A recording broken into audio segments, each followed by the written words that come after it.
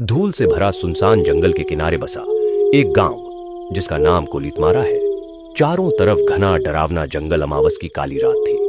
पूरा गांव एक अजीब सी खामोशी की चादर में दबा पड़ा था।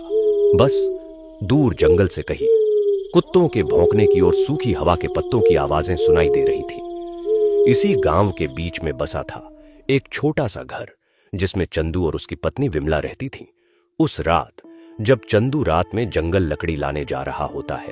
सुनिए जी, आज अमावस की रात है और आप इस वक्त जंगल जा रहे हैं। आज आप मत जाइए, मुझे बहुत डर लग रहा है। ऊपर से इतनी गहरी रात भी है।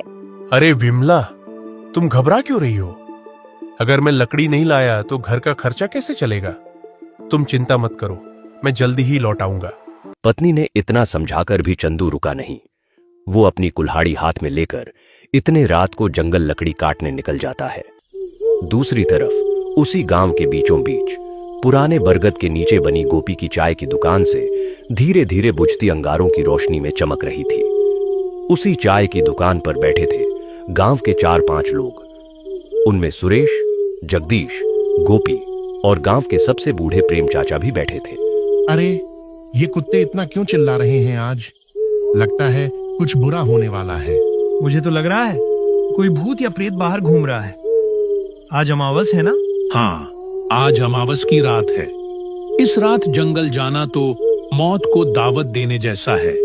आज रूप बदलने वाला साया छलावा रास्तों में भटकता है। भाइयों, मैंने सुना है कि वो साया किसी भी इंसान का रूप ले लेता है। उनकी बातें चल ही रही थीं कि चंदू एक हाथ में कुल्हाड़ी और दूसरे हाथ में लालटेन लेकर उनकी ओर आता दिखा। लालटेन की कांपती लौ में धीरे धीरे चंदू आगे बढ़ रहा था। अरे चंदू, इतनी रात को कहां जा रहा है? यह अमावस की रात है। यह समय ठीक नहीं है बेटा। पागल हो गया है क्या चंदू? कौन आदमी आधी रात को लकड़ी काटने जाता है? गोपी भैया, अगर मैं लकड़ी काटकर नहीं लाया तो घर का चूल्हा कैसे जलेगा? हर रोज विमला मुझे मना करती है, पर मैं क्या करूं? मजबूरी है।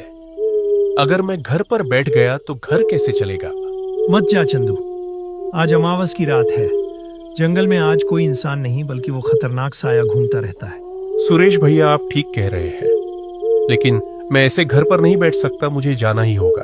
चंदू, लेकिन एक बात ध्यान रखना, छलावा या फिर ऐसी कोई चीज से तुम्हारा सामना हुआ तो ध्यान रखना उसे आग या रोशनी से डर लगता है।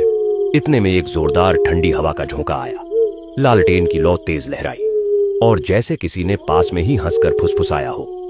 सबके रोंगटे खड़े हो गए, लेकिन चंदू डरा नहीं। वह अपनी कुल्हाड़ी लेकर आगे बढ़ गया। चंदू चलते ही जा रहा था।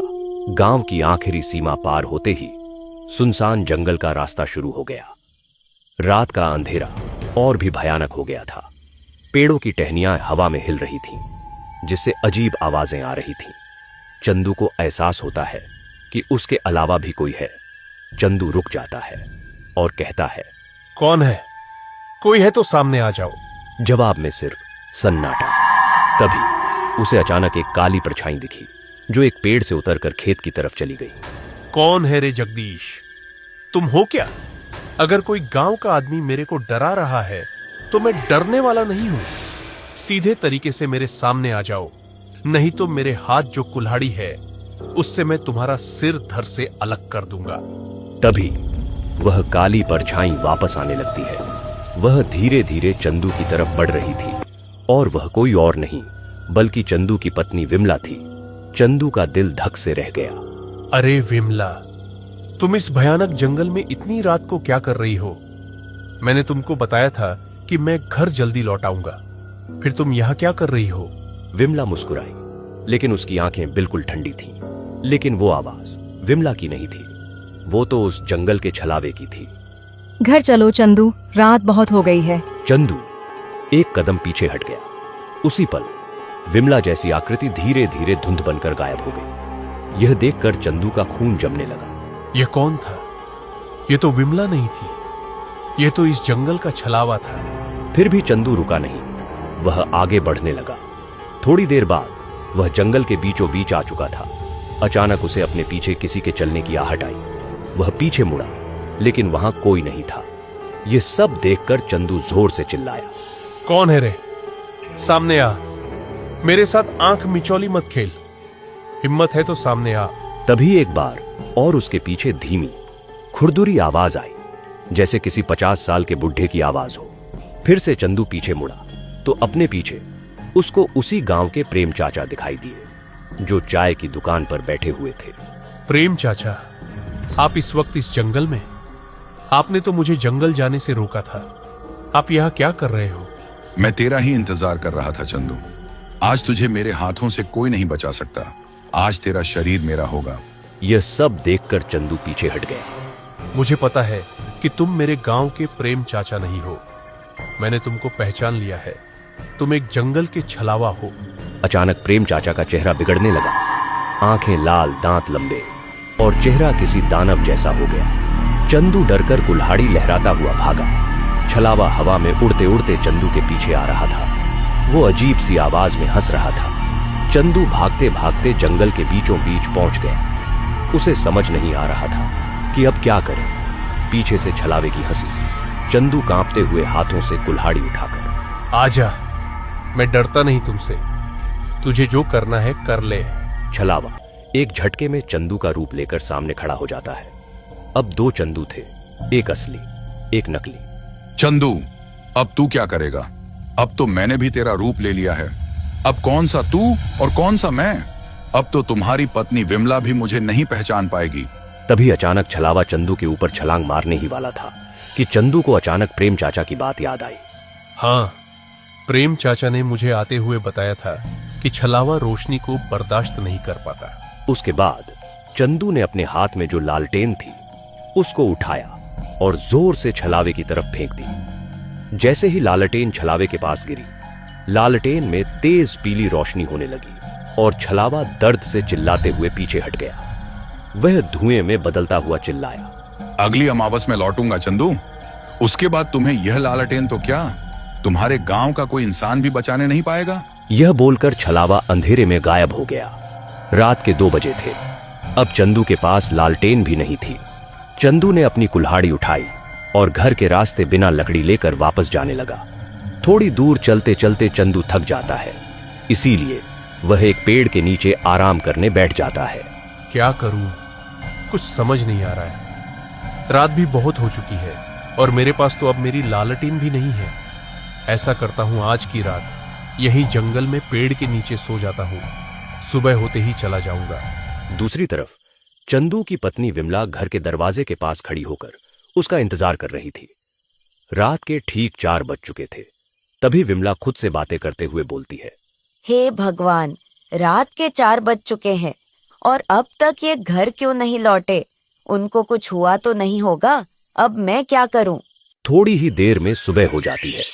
सुबह होते ही विमला गांव में जो चाय की दुकान है उसके पास आने लगती है। चाय की दुकान पर वही लोग बैठे थे जो रात को चंदू को समझा रहे थे। क्या हुआ विमला, तुम आज चाय की दुकान पर कैसे आई? सब ठीक तो है ना? नहीं प्रेम चाचा, सब ठीक नहीं है। कल रात को चंदू लकड़ी लाने जंगल गए थे, लेकिन चंदू जंगल से अब तक घर आए ही नहीं। मुझे बहुत ही चिंता हो रही है। विमला, तुम चिंता मत करो, अभी हम सब उस जंगल में जाकर देखते हैं। उसके बाद सभी चंदू को ढूंढने जंगल की ओर जाने लगते हैं। थोड़ी दूर जाने के बाद उनको दूसरे गांव का एक लकड़हारा उस जंगल में दिखाई देता है। बेटा, तुमने किसी आदमी को इस जंगल में देखा है क्या? वो भी तुम्हारे तरह इस जंगल में रात को लकड़ी लाने आया था। हाँ चाचा, मैंने एक आदमी को एक पेड़ के नीचे देखा था, लेकिन वो सोया हुआ था, इसलिए मैंने उसे जगाया नहीं। वो पास में ही जो पेड़ है उसके नीचे सोया हुआ है। सभी लोग चंदू को ढूंढते हुए आगे जंगल के रास्ते निकल पड़ते हैं। कुछ ही दूर जाने के बाद उनको चंदू एक पेड़ के नीचे सोया हुआ दिखाई देता है। अरे ओ चंदू, नींद पूरी नहीं हुई क्या? अब उठ जा, देखो हम तुम्हें ढूंढने जंगल आए हुए हैं। तभी अचानक चंदू की आंख खुल जाती है। चंदू खड़ा हो जाता है और कहता है, तुम लोग यहाँ? क्या हुआ? सब ठीक तो है? और विमला, तुम भी इन लोगों के साथ इस जंगल में क्या कर रही हो? आप आज घर नहीं आए तो क्या मुझे चिंता नहीं होगी क्या? मैं रात भर आपकी चिंता में सो नहीं पाई और आप कह रहे हो कि क्या हुआ? विमला, अब मैं तुमको क्या बताऊं कि मेरे साथ रात में क्या हुआ। क्या हुआ चंदू? तुम्हारे साथ रात को इस जंगल में? प्रेम चाचा, अब आप लोगों को मैं क्या बताऊं। कल रात जब मैं लकड़ी लेने इस जंगल में आया ना, तो मुझे विमला का रूप लेकर इस जंगल का छलावा मेरे सामने आया। उसके बाद वो गायब हो गया। थोड़ी देर बाद फिर से वह छलावा आपके रूप में मेरे पीछे मुझे मारने आया प्रेम चाचा। लेकिन आपकी वजह से मैं कल रात को बच गया। आपने मुझे चाय की दुकान पर बताया था कि छलावा लालटेन की रोशनी से भागता है। मैंने मेरे हाथ में जो लालटेन थी वो छलावे के ऊपर फेंकी। उसके बाद छलावा गायब हो गया, लेकिन उसने मुझे बोला था कि वह फिर अगली अमावस की रात हमारे गांव आएगा। प्रेम चाचा, छलावा गया नहीं है, सिर्फ कुछ दिनों के लिए गायब हो गया है। इसीलिए हम सब गांव वालों को सावधान रहना होगा। बेटा चंदू, तू आज बच गया, पर वो किसी और का रूप लेकर फिर आएगा। अब चलो यहाँ से जल्दी। तभी सभी लोग वहां से अपने घर जाने लगते हैं। आज भी ऐसे गांव हैं जहां किसी को छलावा जैसे चीजें रहती हैं। अगर आप ऐसी और कहानियां देखना चाहते हैं तो चैनल को लाइक और सब्सक्राइब करें।